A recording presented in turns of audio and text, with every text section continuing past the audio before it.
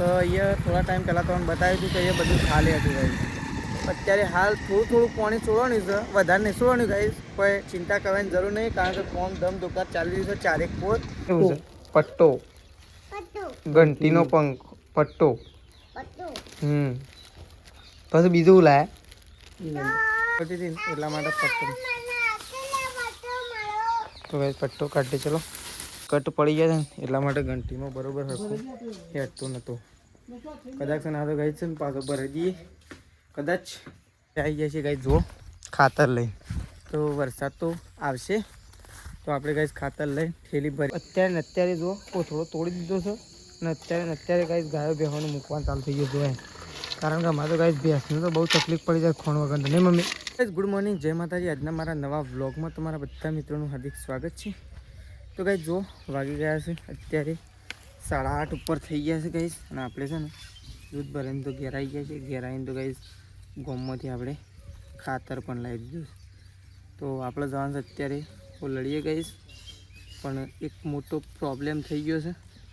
તો guys problem શું થયો છે એ પણ તમને કહીએ. પહેલાં આપણે બળદને છોડી લઈએ ગાઈ દઈએ છીએ. તો ગાઈસ જો આપણે તો ખેતરમાં જવા માટે નીકળી ગયા છીએ. પણ ગાઈસ છે ને પહેલાં બળદ છોડતા હતા ને એટલે પણ પ્રોબ્લેમ હોય તો એ કહી દઈએ. તો છે ને આપણા એક અને ગાઈસ અચાનક પંચર પડી ગયું છે, જેના કારણે આપણે ગાઈસ બીજો એક ખોલે લીધો છે. જુઓ તો બીજો એક પોર્શન ખાલી ખેતરમાં લઈ જવા પૂરતો લીધો છે, કારણ કે ખાતર લઈ જવાનું હતું અને ચાર લાવવાની હતી એટલા માટે. તો આપણે નીકળી જઈએ છીએ ગાઈસ ખેતરમાં જવા માટે. ચલો મળીશું આપણે સીધા ખેતરમાં. તો ગાઈસ જો આપણે તો ખેતરમાં આવી ગયા છીએ. તો ગાઈસ જો ખેતરમાં તો આ સાઈડ તો 4 બારે વઢી જઈ છે. જુઓ ડીઝલ બાબીએ ગાઈસ 4 બાર વાઢી દીધી છે. પણ આપણે આવી ગયા છીએ ગાઈસ જુઓ ખાતર લઈ. તો વરસાદ તો આવશે તો આપણે ગાઈસ ખાતર લઈ થેલી ભરીને આવી ગયા છીએ ખાતર નાખવા માટે. તો ચાલો ગાઈસ ખાતર નાખવાની શરૂઆત કરશું, પણ પેલી સાઈડથી કરશું. બળદને તો ચરવા માટે છૂટો મૂકી દીધો છે. તે તો ગાઈસ જો પેલો ચરે બળદ તો બોધ્યો નહીં ગાઈસ, આખા ખેતરમાં ફરે જ. તો આપણે તો ખાતર નાખવાની શરૂઆત કરીએ છીએ. ટીચર બાબુ તો પેલા સાપરો બેઠો છે, તો આપણે ખાતર નાખવાની ગાઈસ શરૂઆત કરી દઈએ છીએ. તો બધું ખાતર નાખી રહ્યું ને તાનું ફરીથી પાછા વ્લોગમાં મળશું, કારણ કે આપણા હાથ બગડે છે એવું. એટલે ખાતર તો નાખવાનું જ છે, ભલે હાથ બગડ્યું કે પગ બગડ્યું કે કપડો જ ના બગડ્યું, પણ ખાતર નાખવા માટે આવ્યા છીએ એટલે ખાતર તો આપણે ગાઈસ નાખીને જ રહીશું. તો ચલો શરૂઆત કરીએ છીએ ખાતર નાખવાની. મળીએ સીધા ગાઈસ જવું ખાતર નાખીને. તો ગાઈસ જો આપણે તો ખેતરમાંથી ઘેર આવી ગયા હતા. ઘેર આવીને તો આપણે પાછું અહીંયા ઘેર પણ ગાઈસ લસકા બાલટીમાં ખાતર નાખવાનું હતું. તો આપણે ખાતર તો નાખી દીધું છે ગાઈસ. ઓલડીએ નાખીને આવ્યા, અહીંયા ઘેર પણ નાખી દીધું, ધોરણ 4 પણ નાખી દીધું ગાઈસ. તો આપણે તો ખાતર બાતર નાખી અને અત્યારે નહીં ધોઈ એકદમ ગાઈસ રેડી થઈ ગયા છીએ, કારણ કે ખાતર નાખીને એવા બગડ્યા હતા ને. ખાતર નાખીને તો હું તો શું બગડ્યો તો પહેલાં તો નહીં નાખ્યું. ઓલડીએ પૂંખી દીધું, હું એ પૂંખી દીધું, આખી ઠેલી પૂરી થઈ હતી ભાઈ. અત્યારે લાવ્યો છું ને અત્યારે પટાઈએ નાખી ઠેલી. તો કઈ જો સાહેબ તો મમ્મી તો રોધવાનું કામકાજ ચાલુ છે. કઈ જો તો બની દીધા છે મમ્મીએ તો બાજરીના રોટલા. એ મમ્મી શાક બનાવવાનું બાકી છે. કઈ શાક બની દીધું. શાનું બનાવ્યું? રીંગણનો બટાકો. રીંગણનો બટાકો.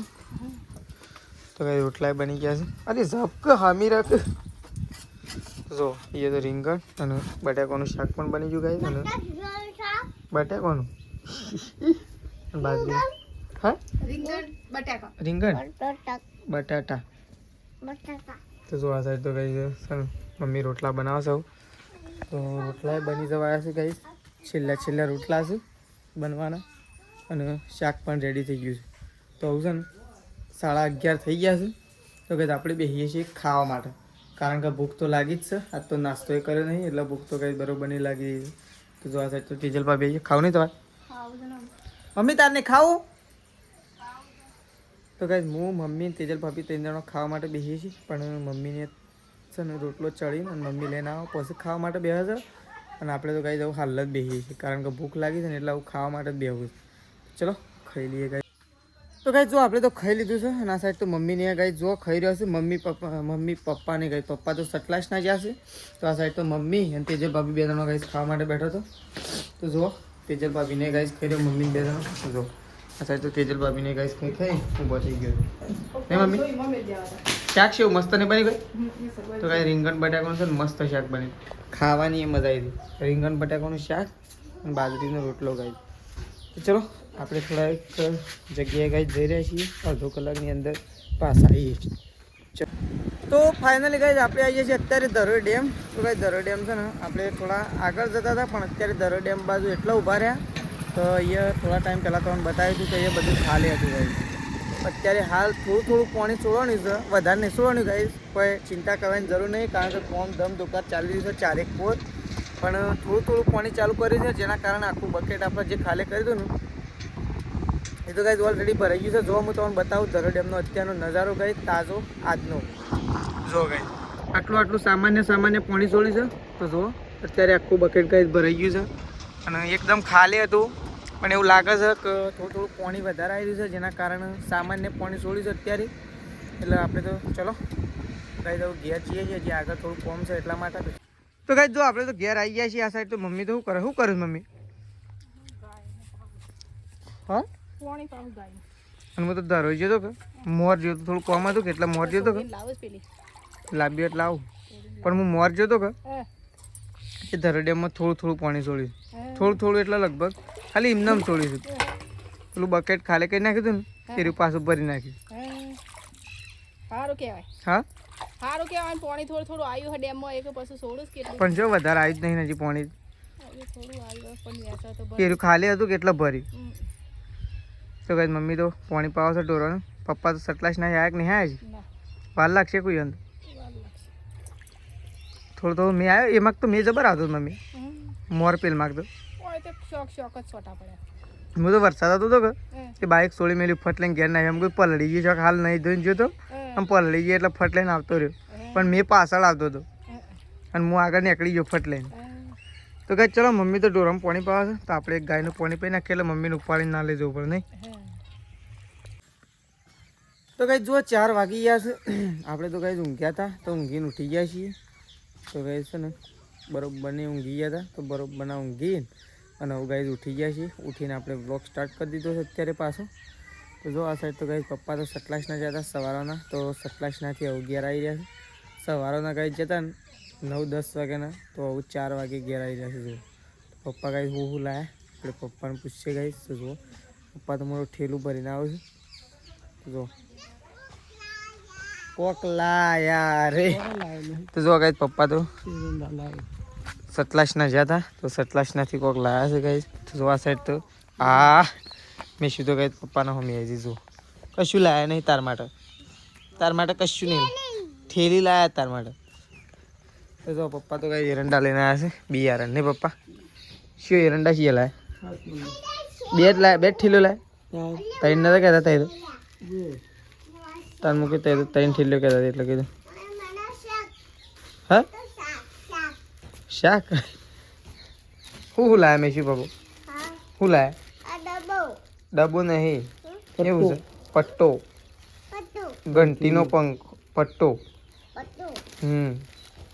પછી બીજું હું લાયા એવું છે શાક એનું કહેવાય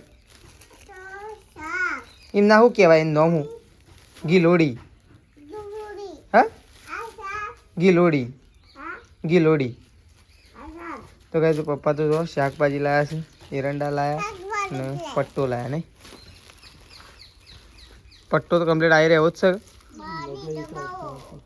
છે લગાવી જ લો કે વળી એટલે ખબર પડે આગા પાછી હોય નહીં મમ્મી તો કહે ચલો મમ્મી તો ઘરમાં નહીં ખુશી કે સાત લેવા જ નથી લાજુ મેં શું પટ્ટો કાઢજે લગાવો લાજુ હું પટ્ટો કાઢું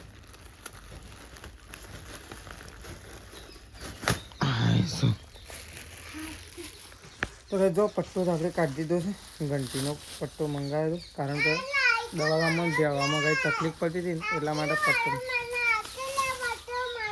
તો કંઈ પટ્ટો કાઢી ચલો તો કંઈ બળદ વચ્ચે હતો તો આપણે છે ને મંદિર બંધેલું હતું ત્યાંથી શીલા લાઈન બાંધી દીધો કારણ કે વાટ ઉપર હતું એટલે બધા આવાજ જોવામાં તકલીફ પડતી હતી ને એટલા માટે કંઈ તો આપણે પટ્ટો કાઢીને બહાર લાવ્યા હતા જો હું પટ્ટો બતાવું જો ભાઈ પટ્ટાની દશા આવી થઈ છે જો એક આ તૂટી ગયો છે અને એક આ તો કંઈ 2 કટ પડી ગયા છે ને એટલા માટે ઘંટીમાં બરોબર હરખું હેઠતો નહોતો. કદાચ છે ને આ તો ગઈ છે ને પાછો ભરાઈ દઈએ. કદાચ અચાનક છે ને ગઈ અચાનક કોઈ તકલીફ આવી જાય ને તો હારે કોમમાં આવી જાય ગઈ. તો એ જ ભરાઈએ એટલે કોઈક દિવસ પાછો કોમમાં તો જો નવો પંખો ગઈ લગાવી દીધો. પંખો નહીં નવો પટ્ટો પપ્પાએ લગાવી દીધો છે ગઈ જો. તો આ તો કમ્પ્લીટ ઘંટી ફરશે જુઓ. હાલ તો ગઈ ગાળામાં છે ને એટલે નહીં ફરે પણ ઊંધી ફરશે જુઓ. તો કમ્પ્લીટ લેડો મીશું બહાર હેડો બહાર હેડો ચલો બહાર ચલો ચલો. હા શું ઘર આડું કરી દઈએ ગાઈસ કારણ કે છે ને મેશીને તો છે ને ઘંટી તો ગાઈસ વધારે જ અંદર ઓગળીઓ કરતી ના કરતા બંધ કરી દઈએ સારું. તો ચલો પંખો લગાવી દીધો છે. અરે ગાઈસ ભૂલી ગયો પટ્ટો બટ્ટો લગાવી દીધો છે. આવું ઘંટી કમ્પ્લીટ ચાલુ રહેશે. તો ગાઈસ જો આપણે જઈ રહ્યા છીએ અત્યારે ચાલ લેવા માટે વેકન અને આ સાઈડ તો જો મોરને ગાઈસ ઢીલ ફુલાડી છે જો આ સાઈડ તો મોર ગાય છે સુંદર મજાનું લાગી રહ્યું છે જો.